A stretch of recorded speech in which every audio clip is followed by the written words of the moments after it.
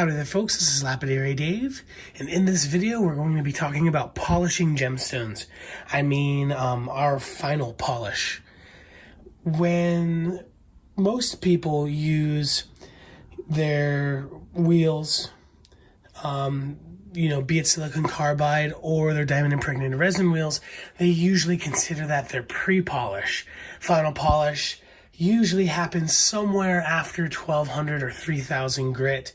Some people do their final polishings on the right side of their machines. You see diamond paste on canvas come with a lot of different machines across the industry.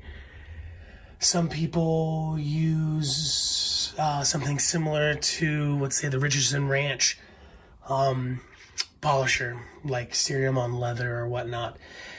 Long story short, every gemstone really wants to be polished in a specific way using a specific type of polishing media and a polishing pad. I have a couple lists here I'll share with you folks right now. Feel free to take a screenshot. I am working on typing out a big list of these types of stones, what type of polish they like to use, and what they want to be on. One of these lists I screenshotted off of Facebook, and the other one was actually sent to me by one of the awesome people who help the Victor Valley Gem and Mineral Club. Check out the Victor Valley Gem and Mineral Club. I'll leave some information on that down in the description below. Anyway, some stones can be polished in different ways. Let's say an agate, you can use aluminum oxide, but in most cases, the best polish you can get is usually one way and not the other. So for agate, cerium oxide on leather.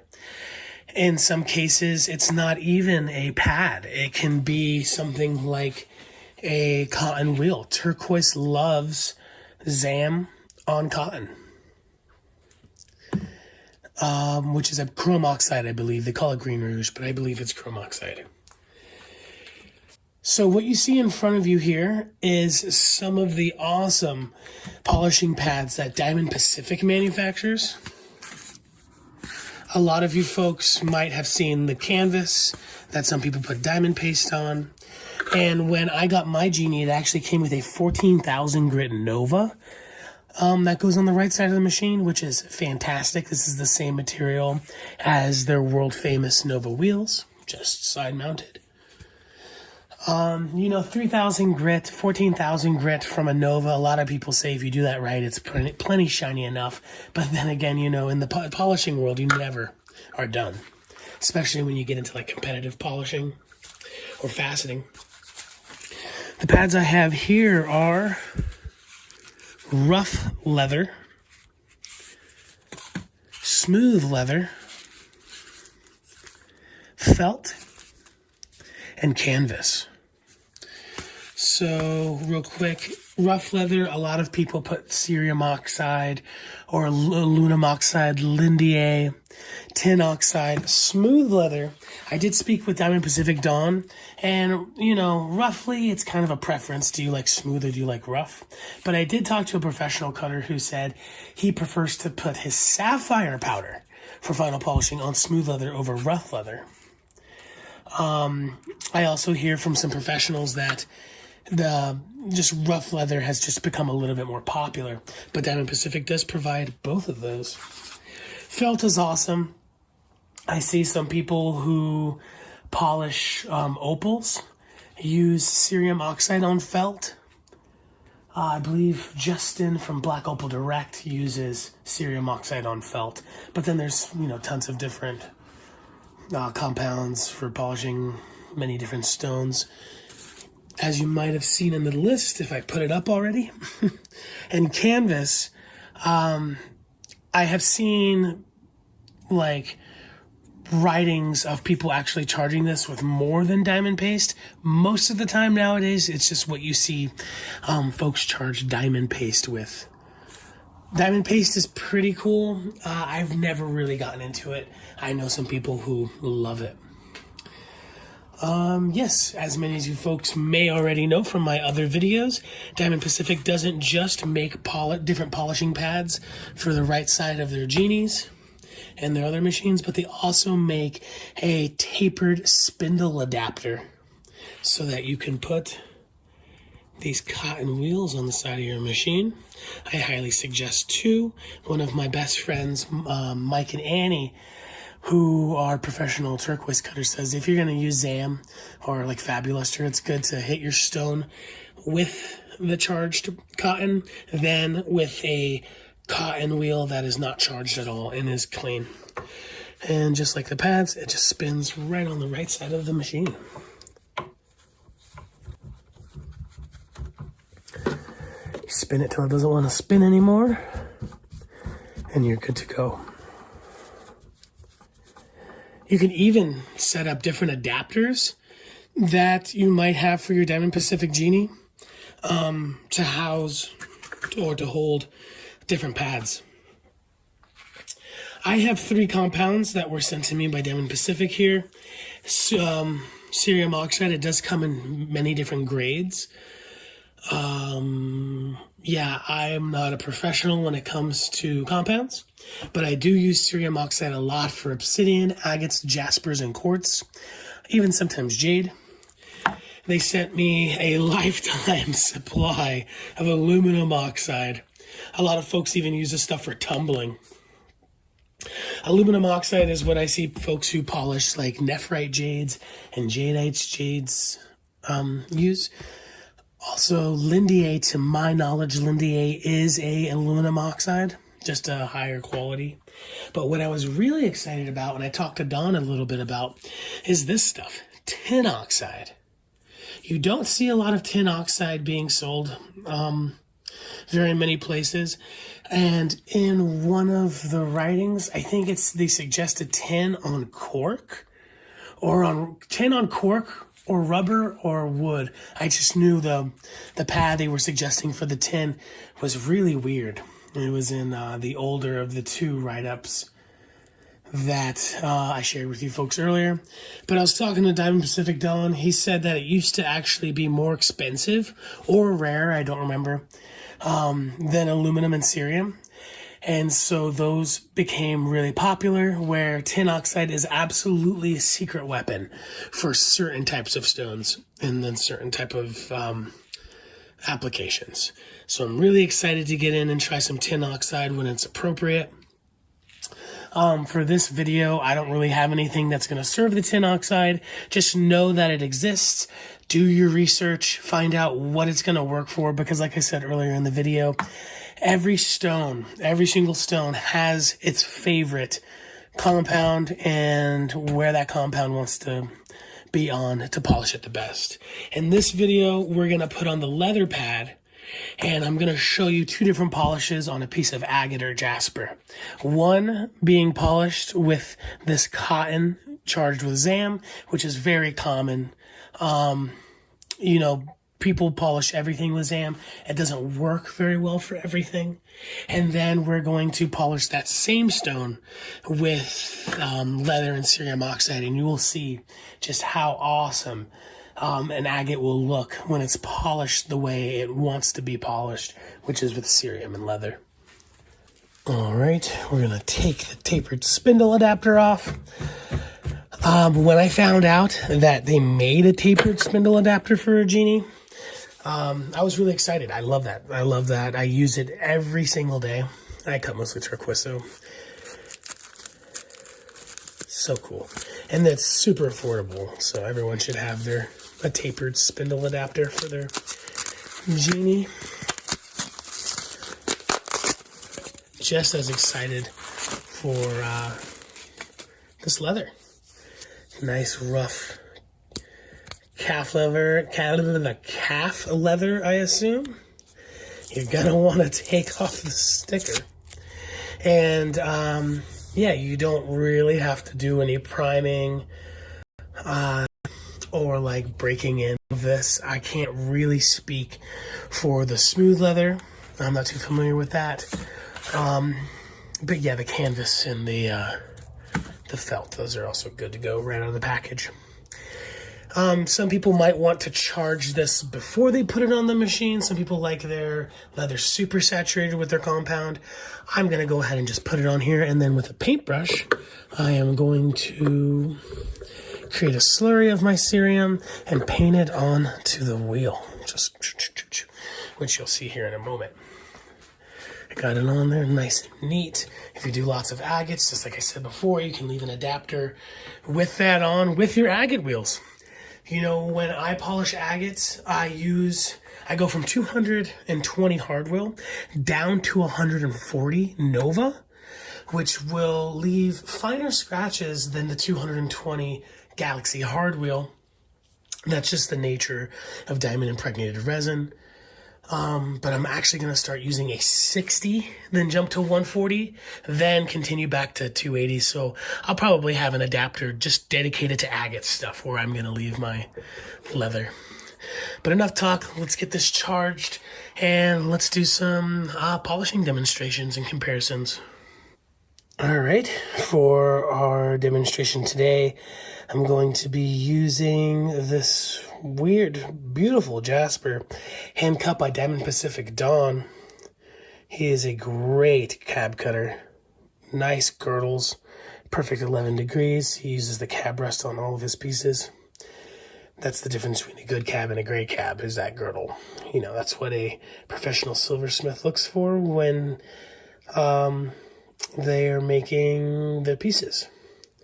So what I'm going to do is I'm going to take this down to 3,000 grit. I'm going to start with 12 and bounce over to 3,000. We're going to polish it with Zam, take a look at the finish. Then I'm going to do the same and hit it with cerium. And I should get a polish as good as this or even better from the cerium. I'm not expecting much from the Zam. But then again, that's what we're talking about in this video.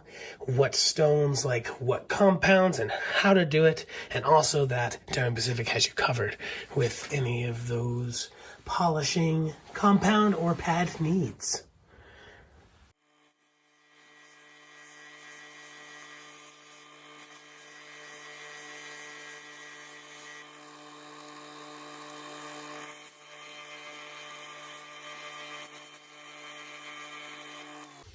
All right, folks, as you can see, pretty glossy, downright shiny just from 3000 grit.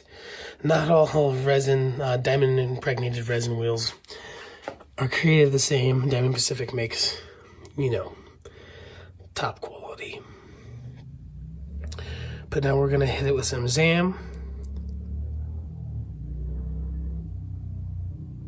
See if we get any difference in its luster. I don't expect we will. We might even actually lose a bit of brilliance from using the wrong compounds, and that's a common thing that can happen in lapidary. You use the wrong compound, not only will it not work, but it might even hurt the finish. All right. So this is before the Zam.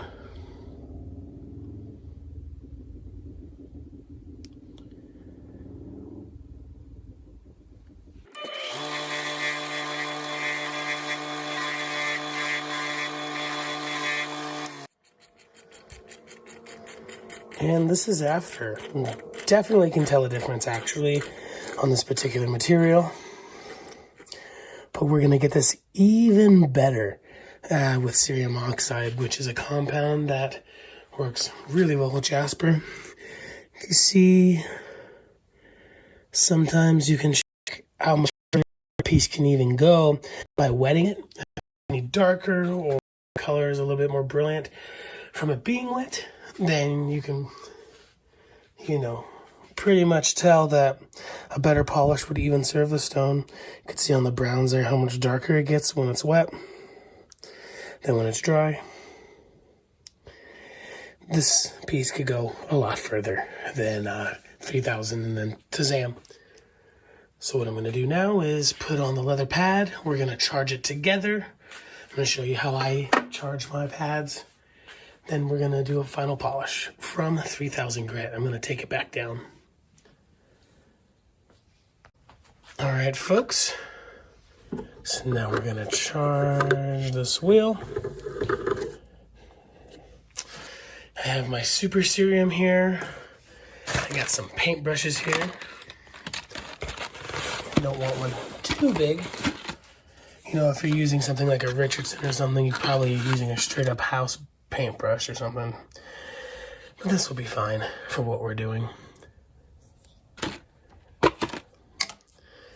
Most people will have like a dedicated cerium tray. You know, it'll dry up and you can reconstitute it. It's not a big deal. For the sake of this video, I'm just gonna put a little bit of water in the lid of this cerium. All right, got that. Don't want too much. I actually might have yeah, in my opinion, I added too much water to this cerium. You can always add more paste. Yeah, that's what I'll do. I mean, more powder.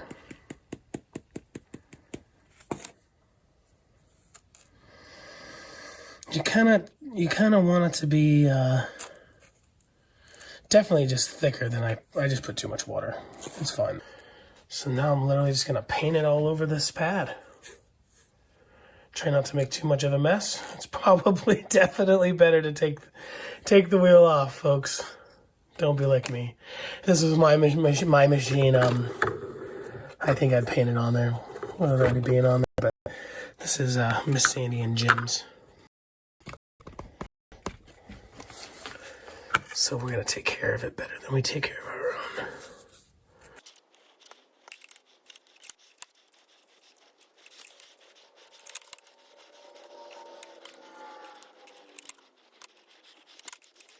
All right, after making our mess, we're ready to put this on the machine.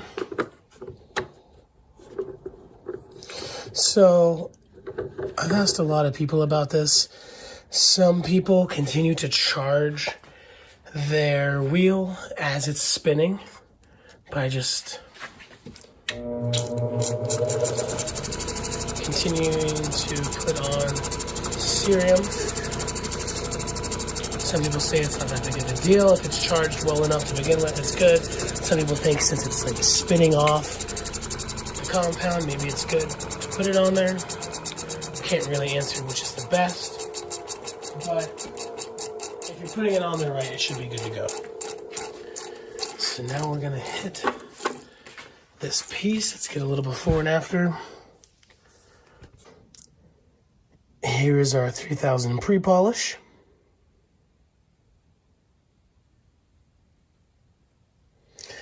Let's see if we can get a noticeable difference on camera.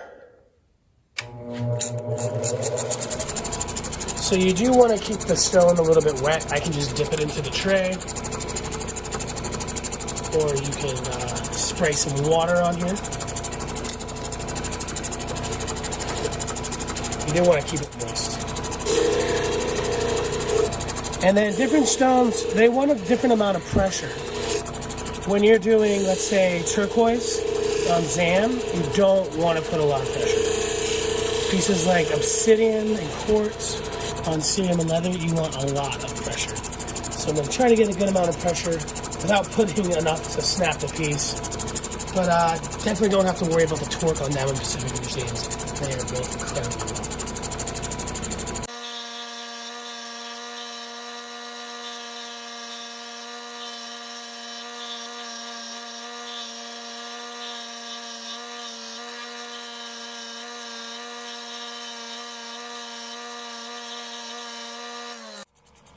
Okay, this is my new favorite cerium polishing wheel. Night and day difference.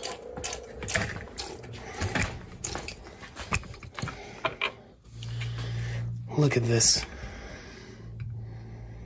Just boom. As good or better than before we started. Let me dry it off. There was one little wet spot. You can't judge this stuff if they're wet. That is glass polish. That is not wet, that is dry. Cerium oxide. Hopefully I'll be able to hold this to the side and do a split screen comparison of the Zam finish and this finish. That's the way it's supposed to look, folks. Get a little bit of water. Does it even darken up? Nothing. You see how the color's not changing? Nothing. It's as colorful as it's going to get. That's a professional finish right there on a Diamond Pacific Genie. If you folks have a Genie, get yourself a set of, I would say, at least 3 of those pads: the felt, the rough leather, and the canvas. Or just get the leather. I mean, it depends on what you're cutting. I can go on and I'm just excited. I'm totally excited.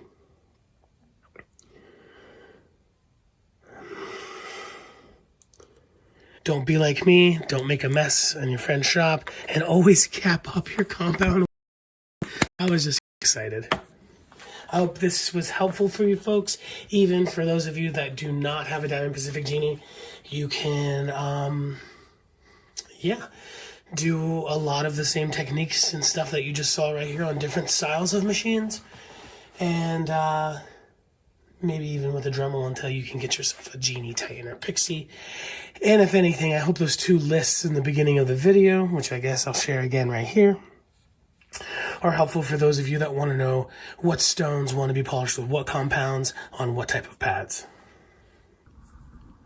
If anyone has any questions on the Diamond Pacific polishing pads or compounds and such, feel free to call Diamond Pacific directly. The phone number will be down in the description section below. Also, you could always message me on any of my videos. I try to answer every single comment. A respectful comment. And if you want professional polish on your cabs, make sure to use the right compounds the right way. The difference between a polish like this, which was pretty much achieved by Mr. Don, is the difference between it selling to a hobbyist and a professional, a silversmith, or, someone who's just going to resell and stuff. Great piece, great polish. Wonder what it is. If anyone has any ideas, feel free to let me know. And until next time, folks, I love you. Always here to help. Get yourself some. This video is brought to you by Diamond Pacific Tool Corporation. Diamond Pacific is America's favorite diamond tool, wheel, and lapidary machine manufacturers. For nearly half a century, Diamond Pacific has set the industry standard for diamond lapidary equipment. Join the majority of professional lapidaries and choose Diamond Pacific products such as their Nova wheels, Pixie, Genie, and Titan gem makers, as well as their wide selection of other high-quality lapidary diamond products. Check out Diamond Pacific today and find out why they're considered America's premier diamond lapidary tool manufacturers.